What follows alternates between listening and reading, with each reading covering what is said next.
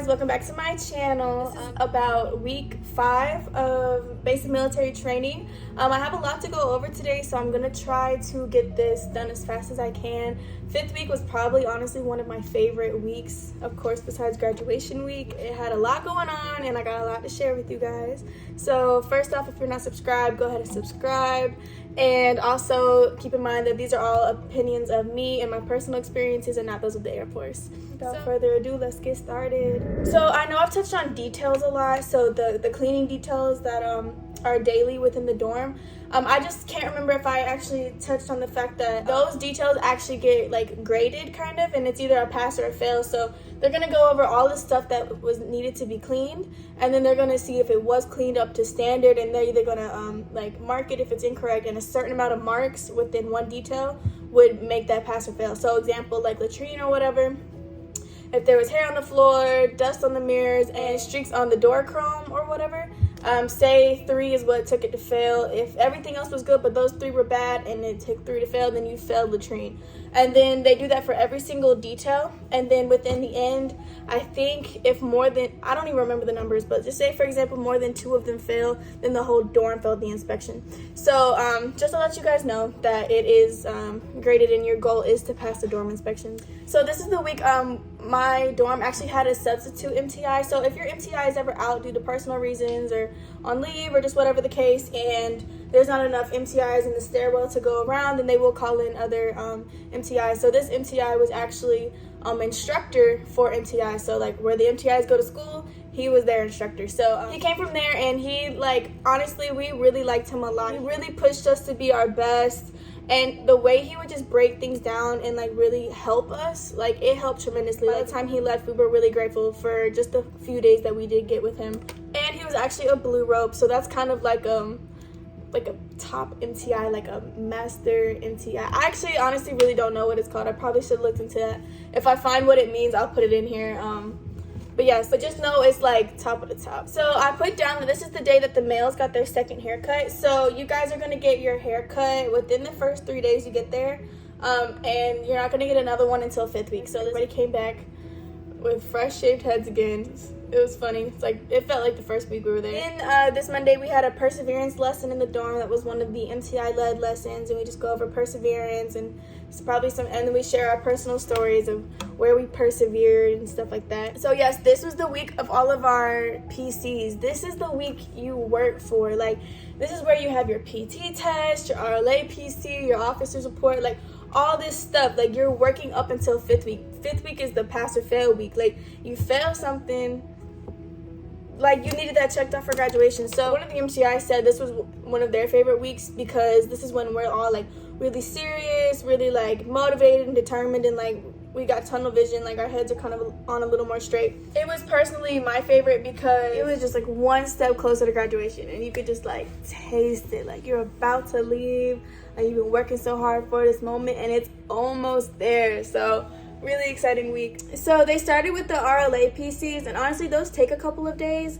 just because there's so many people to go through and only like so many MTIs. Like the student MTI ratio is, you know, so they started going through them on Monday, and they can't do everybody in a day. So that's that. I went into detail in my other videos as far as like RLA and all that it entails, so I'm not gonna like keep going into detail again about that.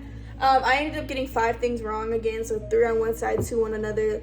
Like I said, I was just ready to get that checked off my list. It was dumb stuff too. If I just would have like been a little more precise with like maybe the way I folded my towels and made them flush or something, like that would have been one less thing. So take your time. Don't get lazy or complacent with it. But I was ready to go, and I was like, can you just do mine so I can get it over with and like not have to stress about like moving things so delicately. Also, I think I've gone over the fact that you have to keep your security drawer in check too, but the security drawer is not a part of your RLA check. That is going to be a whole separate thing during 7th week, and I'll go into that later. Also, if for whatever reason you were to fail an RLA check, you do get one more chance. And honestly, like I don't think anybody's like not graduated because of RLA. You have to like really try to fail, to be honest. Like there could be stuff you get, but you'd have to just really not do anything to like fail both of them, you know what I'm saying? So you can get your wingman to check you, get the people next to you to check you and see what they see. Get your friends to fix it first before the MTI fix it, and then it's against your grade or whatever. Then we had our weapons PC. So this is where they took 3 or 4 of us in the day room, and he said, all right, lay them out in front of you. And it's not timed or anything, and you just take it apart and put it back together and make sure you put it back together correctly and that it works. Not works as in like shoots, like they don't, it's a training weapon, so there are parts in it that actually make it shoot.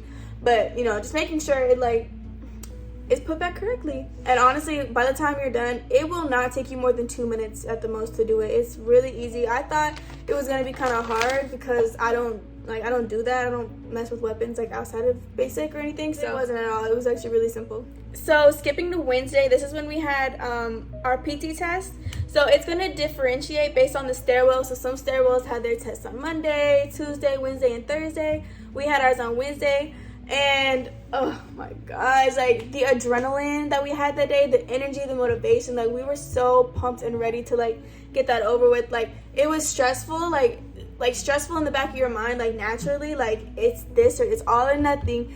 If you were to fail it, you do get the chance to retake it on Saturday, but Saturday's your last chance, and if you fail, it's an automatic recycle. Or I wanted to say, if for whatever reason you were injured and on a waiver and stuff and you failed because of that, you'll just get put into med hold, which I'll go into med hold in just a little bit. But yeah, we first started off with our push-ups and our sit-ups. So like the first and the third week, they would split the PT test up between 2 days. So you're doing your push-ups and sit-ups one day and your run the next day. But on this 5th week PC, it's all in one day.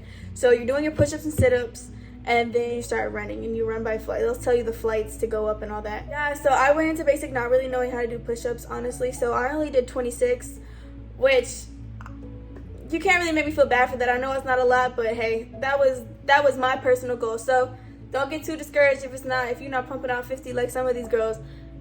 What you can do is what you can do, and be proud of what you can do. So, and then I did 50 sit-ups. As you can see, my core is a lot stronger than my arms, but we're working on it. And then I did my 1.5 miles in 12:43. So you are given those chips again. It's the same thing like every other day. But there were a couple of flights, and the chips malfunctioned on that run. So again, like I said, pay attention to your watch, time it on your watch. You're gonna need that a lot. I'm serious, like when I was running on that track, like you seriously have to leave it all on the track. Just leave it all on the track. When you start like wanting to slow down, don't. And honestly, with all the people running around you, motivating you and super motivated themselves, like it's hard to just stop. And I mean, unless, because like I said in previous videos, I can't stress enough, your mind quits before your body does. Like your body is so much stronger than you think. So really push yourself. If you feel like you're gonna die, I mean, you're probably not gonna die. It's hard, but you've been working to that point. Trust your body and trust yourself, and push yourself during those cardio days and those run days, because that is what gets you to that spot. So after we had finished, I remember like getting emotional, like watching the other people finish, because it was just like, I'm so proud of you, I'm so proud of us, like we're really doing this, we really did this. And then just like knowing you did it in the right amount of time, like not having to stress it, it's just like, it was just such a rewarding feeling, like all the work you've been putting in to this point, and it just paid off.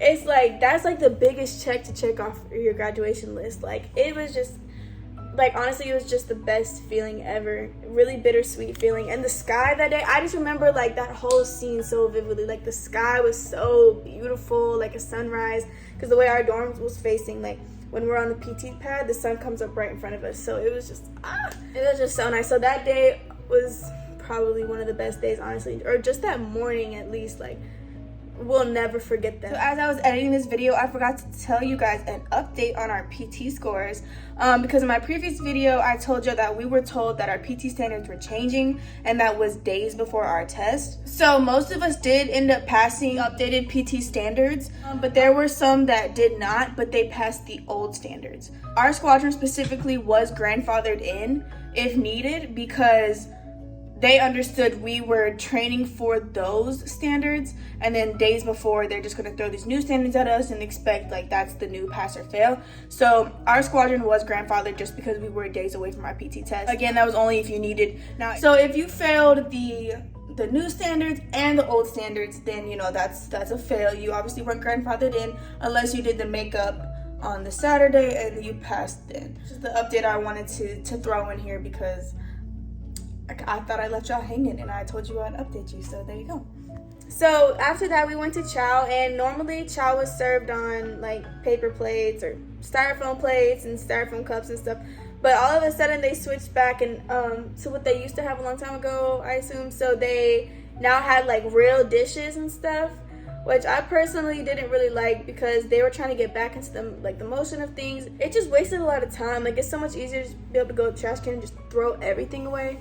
Now you gotta like throw your food away, and then you had to wait in line to put your dishes by the like sink window or whatever because they'd be so backed up. The DFAC was low staff, and I don't know if it's just because they haven't done it in so long or if they were just low staff, but it was like super backed up most of the days and it just took a lot of time.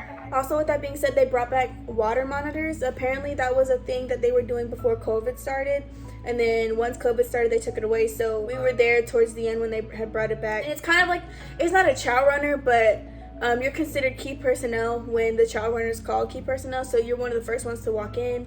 You go and you put your like OCP cap on. You stand behind the line or whatever, and you're pre-filling water in cups, so it's easy for us to just grab and keep the line pushing. Also, this Wednesday was the day we had our Tccc training, so that is Tactical Casualty Combat Care, and it's like super basic medical care for if you're in the field or whatever, like say you're like deployed or downrange and all that. So you're gonna learn how to put a tourniquet on, you're gonna learn how to put a hemostatic dressing, a pressure bandage for like wounds and stuff like that. You're gonna learn about the 3 phases of Tccc, so like the safety phases, I think, and also you're gonna learn about the acronym MARCH, which tells you how to assess somebody who needs that medical attention and how to keep them alive the longest until they can be taken to medical personnel who can take over for you. The M stands for massive bleeding. Obviously that's the first thing you're going to want to assess, because if they're bleeding out and you're trying to do other stuff, like it's not going to matter if they're losing all their blood. So the first thing to do is assess any massive bleeding, and then the second thing to do is assess their airway. So we learned the head tilt chin lift maneuver, and we learned the jaw thrust remover, and jaw thrust is for if there's a suspected C-spine injury. And then you're going to check their respirations, check to see that they're breathing. You want to be able to hear it, see that chest rise and fall, all of that. And then you're going to check their circulation, so you're going to check all of their pulses. They just had us check the carotid, the radial, and the pulses, the ones on your feet. And then you're going to treat for hypothermia. So if they're laying in a pool of blood, it does not have to be like below freezing temps to get hypothermia. So if they're just laying in that pool of blood, that can spark that. So you want to be able to drag them out the blood and get them into some dry clothes. So that was just something that they would have us do. They would teach us about blood sweeping, which is taking your hands and running them all throughout the body just to ensure there's no like massive bleeding that you can't see at the moment. So first you're gonna have like a class on it. They're gonna teach you everything, and then you're gonna go outside and practice. And they actually give you like half legs. They're like thighs basically or whatever, and like a mannequin, and it's got like a wound on it or whatever, and you have to apply a tourniquet that stops the bleeding. You have to pack the wound with hemostatic dressing, and then you have to apply a pressure bandage on it to keep the bleeding down. So you're going to do all of that. I think there's a time limit, to be honest. I want to say there's a time limit because you want to be able to stop the bleeding within a certain amount of time before it's too late, XYZ, stuff like that. So you're gonna do that.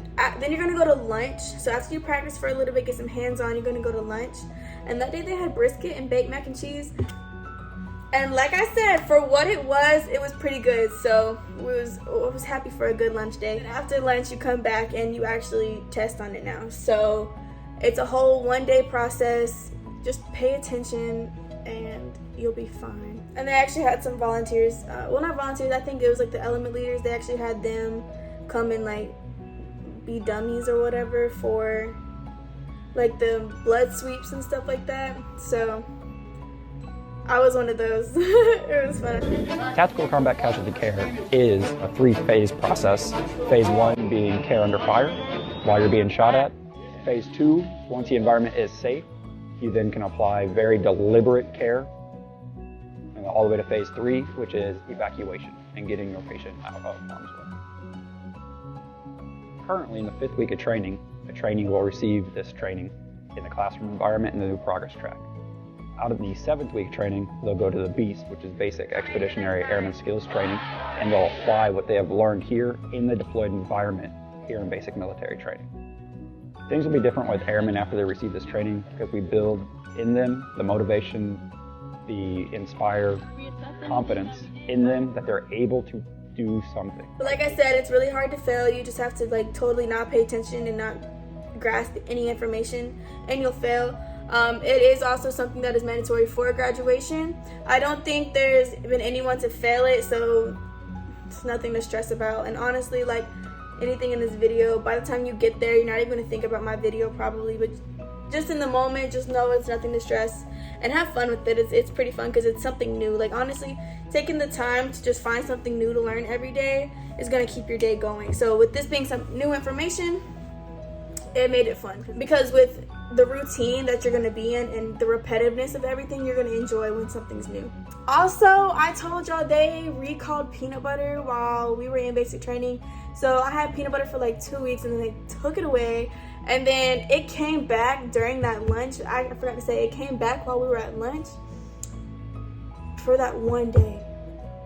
And then it was gone and never came back again. So I don't know what happened. But I think I made a peanut butter and jelly or something. I think I made a peanut butter and jelly at dinner that night because I just missed the peanut butter so much. So I think I had a peanut butter and jelly for lunch as like for dinner as like my dessert or something. But yeah, I was sad it never came back, so that sucked. Then I think people were getting a little too comfortable with the fact that we had passed our PT test, and so we got in trouble still. You can still get in trouble, you're still in basic training, everything still applies. Just because you're one day closer to graduation means absolutely nothing. So we had tools again in the dorm, and I remember, so when the dorms are integrated and there's males in our female dorm for like the classes and stuff, if there's a male in the latrine, there needs to be a male outside the door to guard it to ensure a female doesn't go in and vice versa. So I was actually guarding the door for a female that was utilizing the latrine, and then all of a sudden an MCI put us on our faces, and so I'm like right in front of the latrine door like doing my push-ups and stuff. It was crazy. I'm like, dang, we had a PT test this day and you're making us do 30 more push-ups, but whatever. Then today we also did our officer report, which seriously takes a minute, 2 minutes. Like, it's so easy. It's really what you would use in real life. It's how you would approach an officer if you ever had to go in their office and speak with them.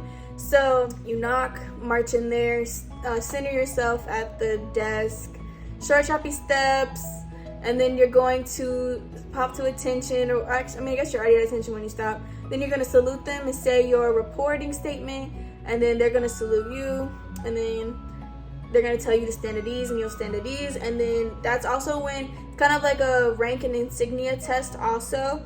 So your MCI is going to play as an officer. He's not really an officer, but that's who you're testing with, you know what I mean? So he's going to show you on his iPad, he's going to be like, what is this insignia? And you'll be like, oh, Master Sergeant. Or he's gonna be like, what is this? And be like an E3. You know what I'm saying? Stuff like that. Super easy. And you've been studying for 5 weeks at that point, all the ranks and insignias. You can honestly start studying that before you go in if you want to. But if you were to just do it when you get there, like, it's very doable. It's okay. And as a child runner, it's pretty easy because the way you like exit or whatever, it's like the same facing movements or whatever. So as a child runner, like I said, it was pretty easy.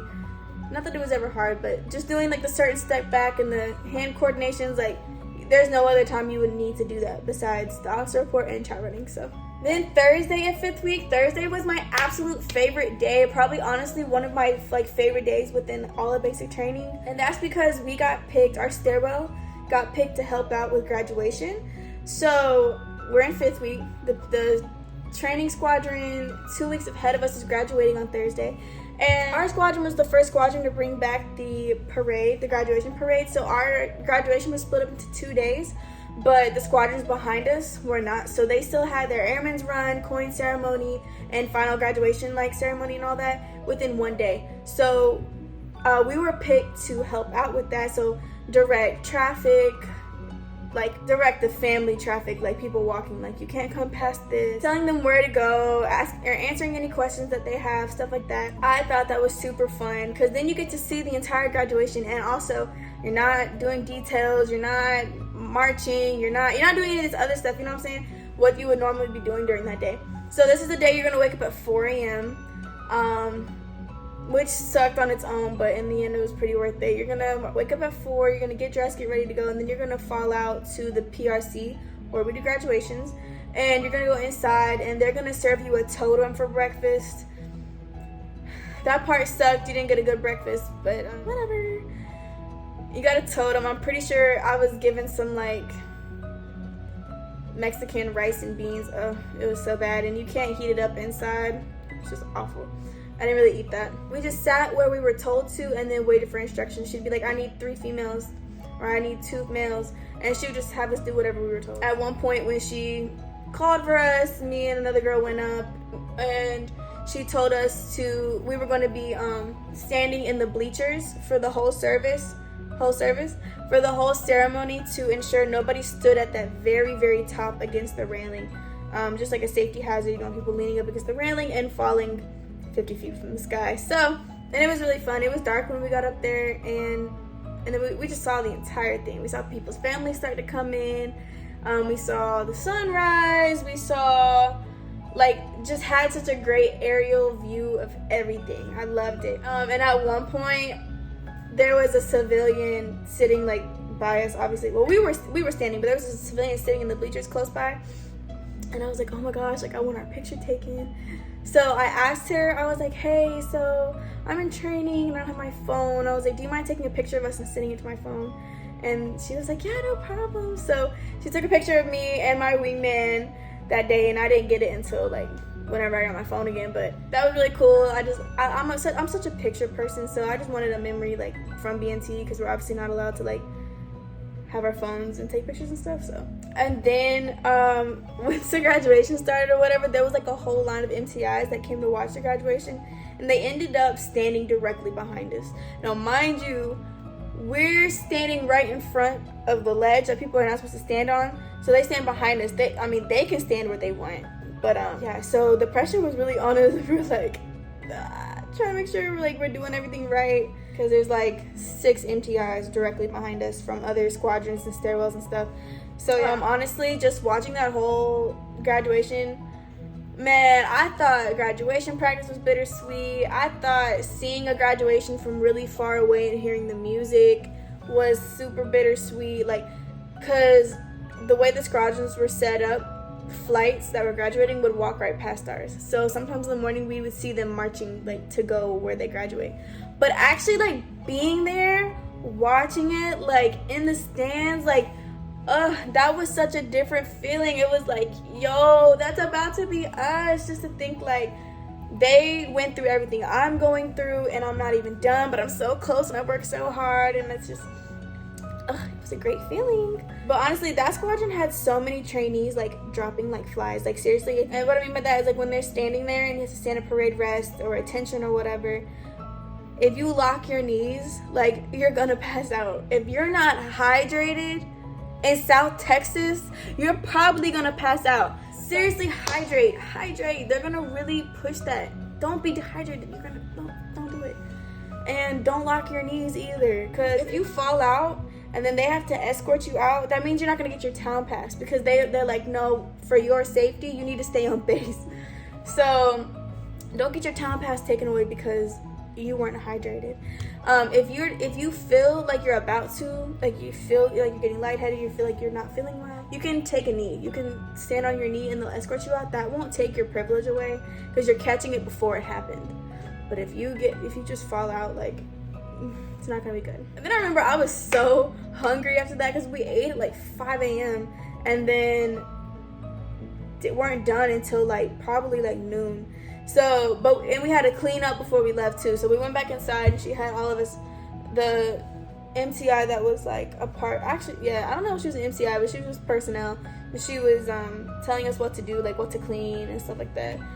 So We cleaned the indoor PRC before we left and all that. And then after that, that's when I had my RLA PC. I had that after that graduation. All right, and then we had a beast brief. So they're probably just gonna show videos about all the obstacle courses we're gonna do. They're gonna tell us as much information as they have. The MTIs honestly really don't know too much because there's MTIs at Beast called cadres, and they like it's just a whole separate thing. You're literally going to a whole other base to do Beast. So MTIs only have so much information. They couldn't even tell us if we were gonna do the gas chamber or not because they just genuinely didn't have that information. Which I'll give more information on Beast in my next video. But I was just saying, like, we do have briefs in 5th week, and that's also when you're gonna want to, that weekend, you're gonna want to get whatever you didn't get. So if you need more soap, if you need Ziploc bags, all that, blah blah blah, get it during 5th week. Then we had duty flight again. That's where you clean up the classrooms, and you're probably gonna do that like once a week.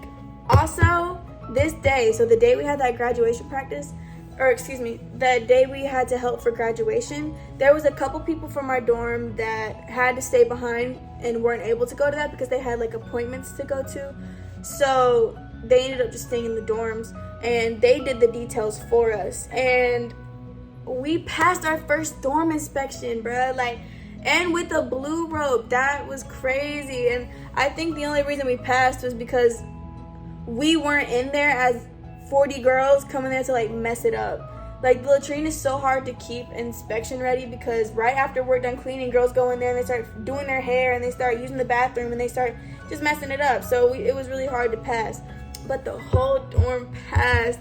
And I remember when we told our MTI, he was like, we were like, we passed our inspection. He was like, today you passed? And we were like, yeah. And he like jumped out of his seat and went to go to the bulletin board to look. And he was like, oh my God, like he was so proud of us.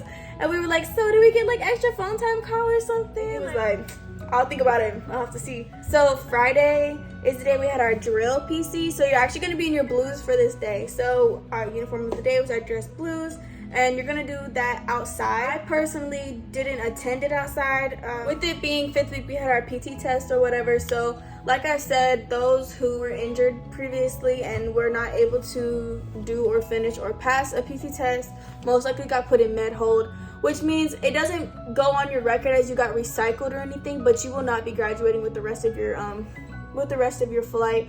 So this was the day we had somebody in our dorm leave to go to med hold. Oh, it was such a sad day. Like, I was helping her pack her stuff and I was just trying so hard not to cry. I started crying a little bit because it was just like, bruh, like, I hate to see you go. You didn't want to see anybody leave like that.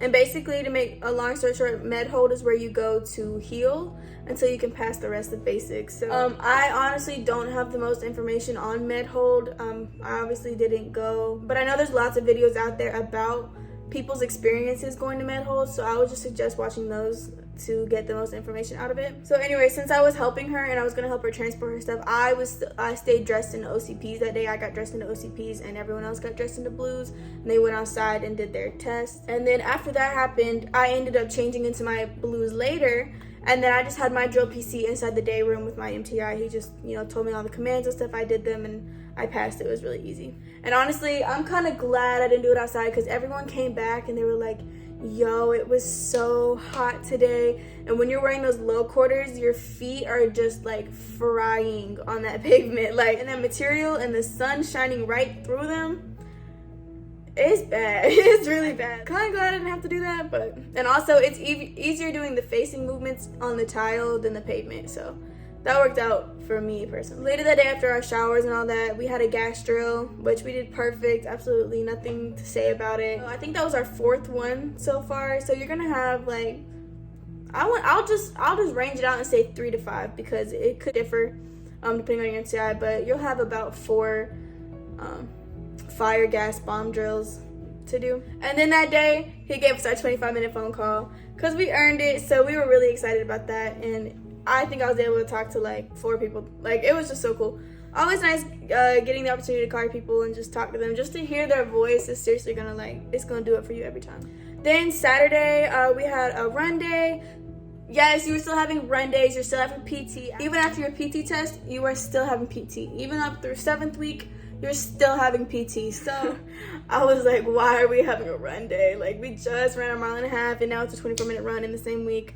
But whatever, just do it. I was a green belt. I worked my way up with my PT test. That would put me in a green belt. I actually didn't update our belt colors because it didn't even matter anymore. We already took our test. So you just wore the same belt that you had last time. But I knew I was technically a green belt. So like I said, I went from red, yellow, green. It's very possible for you to just work hard, work towards it. The week that the Beast TDLs are going to be chosen. So just like we have element leaders throughout basic, there's going to be like element leaders and a beast chief, so like a dorm chief or whatever.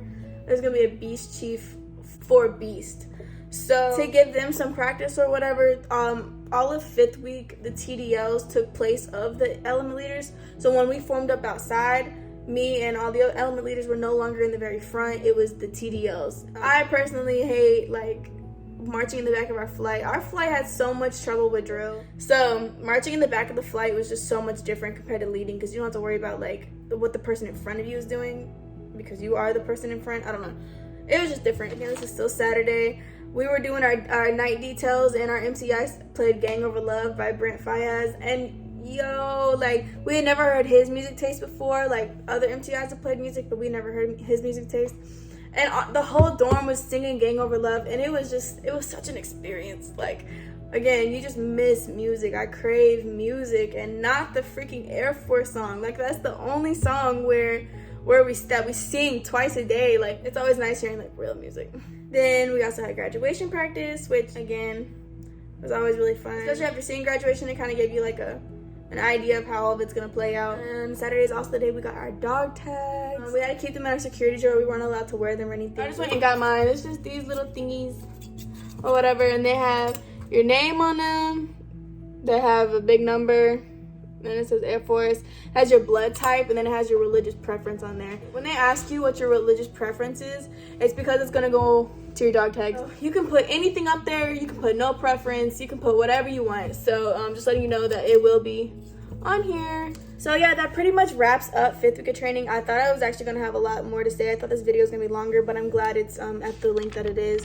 Yeah, 5th week of training, like it just felt like, so looking at a roller coaster, it's like you just went over that hill and you're like halfway down that hill. You know what I'm saying? Like you've gone up, you're at the top, and you're like just starting to go back down. Like, it's just like you got everything checked off your list, and now all you have to do is go through Beast and you graduate, and it's just like so rewarding, and it's just, we just had a lot of fun. Yeah, so much fun. 5th week. So I think that's pretty much it. I hope you guys enjoyed this video. Any questions that you may have for me, if anything needs extra clarification, or if I didn't cover something specific about any of this, go ahead and ask. Click like on this video, subscribe, and put on your post notifications to see more when I post another one. I try to get a video out once a week for you guys. I try to utilize my weekends to record a video for y'all and have it posted at least by Monday. So yeah, thank you for all the support, and I hope you guys have a great day. Bye.